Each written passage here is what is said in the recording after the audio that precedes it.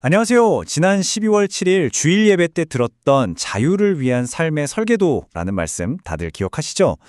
혹시 말씀을 들으면서 그래, 나만 잘하면 되지 라고 막연하게 생각했던 마음이 조금은 흔들리지 않으셨나요? 자, 오늘 이 시간에는 그때 받았던 그 설계도를 다시 한번 쫙 펼쳐보고요. 우리 삶에 바로 적용할 수 있는 구체적인 청사진을 함께 그려보는 시간을 갖겠습니다. 사실 바로 전주 말씀이 우리 각자의 책임, 그러니까 나 한 사람의 역할에 초점을 맞췄다면요. 이번 주 설교는 그 관점을 완전히 뒤집어 버렸죠. 과연 나 한 사람의 변화로 모든 게 충분할까? 바로 이 질문에서부터 시작해서 우리 공동체 전체의 모습을 생각하게 만들었습니다. 그러니까 설교의 핵심은 이거였어요. 물론 개인의 경건, 개인의 노력 너무너무 중요하죠. 하지만 그것만으로는 하나님의 뜻을 온전히 이룰 수 없다는 거예요. 이제는 초점을 나 개인의 성장에서 우리 공동체의 건강함으로 옮겨야 할 때라는 겁니다. 하나님의 가치를 제대로 담아내는 공동체를 우리가 어떻게 설계할 것인가? 바로 그 실질적인 고민이 시작된 거죠. 자, 그렇다면 그 설계도의 첫 번째 기둥은 과연 무엇일까요? 바로 배상과 회복입니다. 이게 그냥 미안해 하고 사과하는 걸 넘어서요. 깨진 관계나 손해를 적극적으로 고치고 회복시키는 공동체. 거기서부터 모든 게 시작된다는 겁니다. 보통 우리는 이렇게 생각하잖아요. 아니, 죄를 지었으면 당연히 벌을 받아야지. 그런데 성경이 제시하는 공동체의 첫 번째 원칙은 정말 놀랍게도 가해자를 처벌하는 게 아니었어요. 완전히 다른 데서 시작합니다.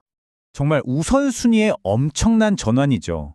하나님의 진짜 관심은 가해자를 감옥에 보내는 것보다 피해 입은 그 사람의 삶이 온전히 원래대로 회복되는 것에 먼저 가 있다는 겁니다.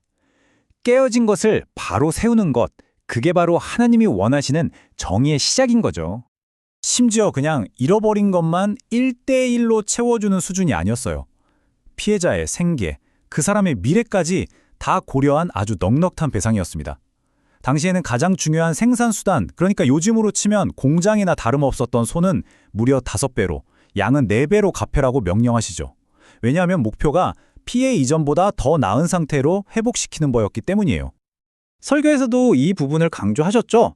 단순히 돈만 돌려준다고 해서 모든 게 해결되는 게 아니라는 겁니다. 진짜 목표는 피해자의 삶과 마음의 평화가 온전히 완벽하게 회복되는 것, 바로 그거예요. 그리고 이 회복의 점신이 한 사람 안에서 진짜 살아 움직일 때 어떤 일이 벌어지는지 바로 삭개오가 정말 완벽하게 보여주죠. 그는 누가 시키지도 않았는데 율법의 명령을 넘어서 자발적으로 4배를 갚겠다고 선언합니다. 예수님을 만나고 나서야 그의 마음속에 비로소 진정한 회복의 정의가 세워진 거죠. 자, 피해자를 회복시키는 공동체를 세웠다면 이제 두 번째 기둥으로 넘어가 볼게요. 애초에 이런 피해자가 생기지 않도록 우리 공동체 안에서 가장 연약한 사람들을 적극적으로 보호하는 자비의 공동체를 만드는 겁니다.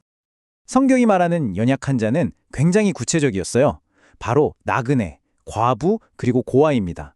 이 세 부류는요, 고대 사회에서 법적으로나 경제적으로 자신을 보호해줄 가족이나 부족이 없는, 그러니까 가장 소외되기 쉬운 사람들이었던 거죠.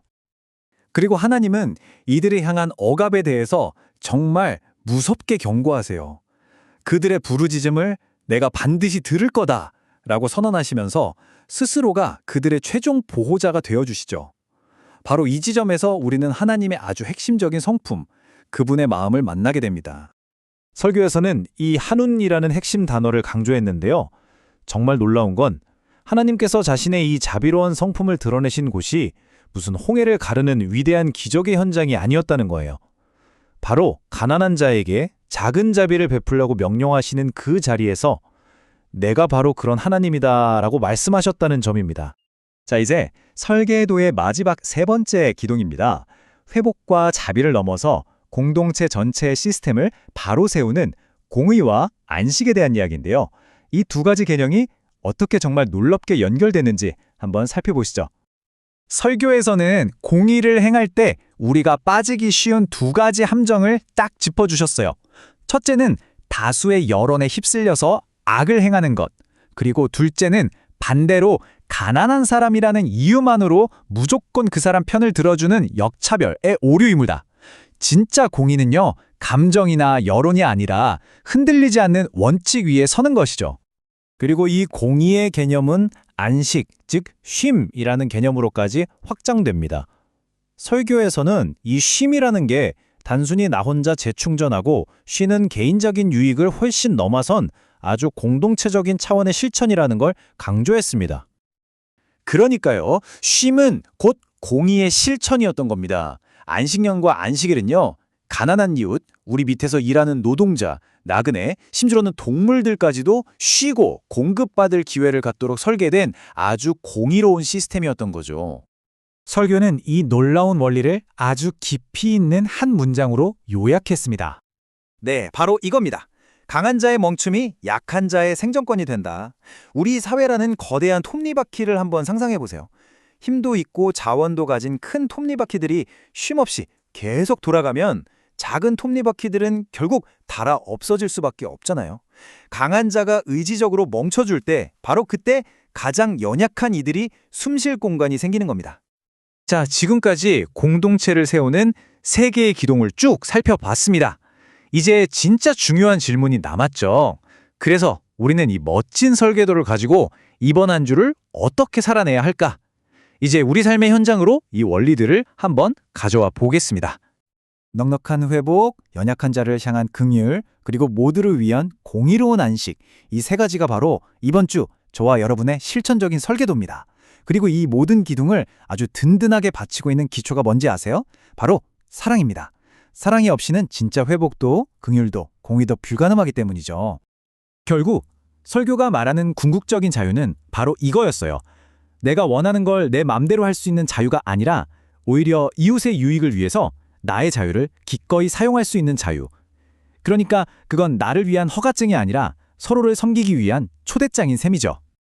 우리는 자신의 모든 힘과 자유를 자신을 위해서 쓰지 않으시고 오히려 우리를 위해 희생적으로 사랑하고 섬기신 예수님의 본을 따라가는 사람들입니다.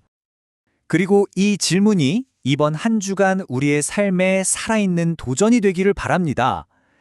나의 가정에서 또 분주한 직장에서 매일 만나는 이웃과의 관계 속에서 나는 오늘 나의 시간과 힘 그리고 나의 자유를 어떻게 이웃을 위해 내어줄 수 있을까요? 이 설계도를 따라 살아보는 복된 한 주가 되시기를 축복합니다.